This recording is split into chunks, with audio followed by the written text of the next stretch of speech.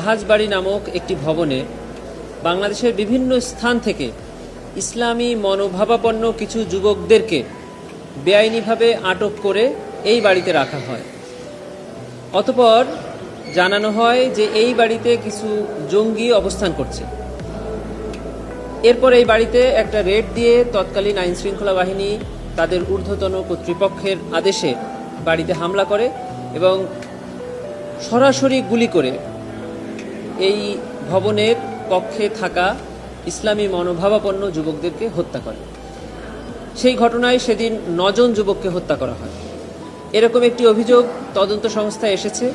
তদন্ত সংস্থা তদন্তের ভিত্তিতে প্রাথমিক সত্যতা পেয়েছে। শুধু এই জায়গায় নয়, বাংলাদেশের বহু জায়গায় এভাবে জঙ্গি নাটক সাজিয়ে ইসলামী মনোভাবাপন্ন যুবকদেরকে হত্যা করা হয়েছে। ইসলামকে এক ধরনের ফোবিয়া মানে ভীতিকর ধর্ম হিসাবে মানুষের কাছে উপস্থাপন করা হয়েছে।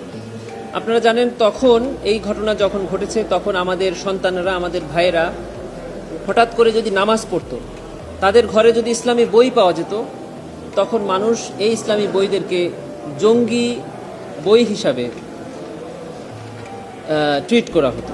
সেই সকল ঘটনায় প্রাথমিক তদন্তে সত্যতা পাওয়ায় আন্তর্জাতিক অপরাধ ট্রাইব্যুনালে একটি প্রোডাকশন ওয়ারেন্টের আবেদন করা হয় তদন্ত সংস্থার পক্ষ থেকে। সেই আবেদনের প্রেক্ষিতে AKM শহীদুল হক তৎকালীন আইজিপি, তৎকালীন ডিএমপি কমিশনার আসাদুজ্জামান এবং তৎকালীন এসি জসিমউদ্দিন মোল্লা, এই 3 জনকে আজকে ট্রাইব্যুনালে হাজির করা হয়েছিল। আজকে ট্রাইব্যুনালে তদন্ত প্রতিবেদন দাখিলের দিন ধার্য ছিল। তদন্ত সংস্থার পক্ষ থেকে 2 মাস সময় চাওয়া হয়েছে। মাননীয় ট্রাইব্যুনাল 2 মাস সময় মঞ্জুর করে 2 মাস পরে মামলার নির্ধারিত তারিখ ধার্য করেছে। তাদেরকে এই মামলার তদন্তের অগ্রগতির জন্য জিজ্ঞাসাবাদের আবেদন তদন্ত সংস্থা থেকে করা হয়েছিল। সেই আবেদনও মঞ্জুর হয়েছে।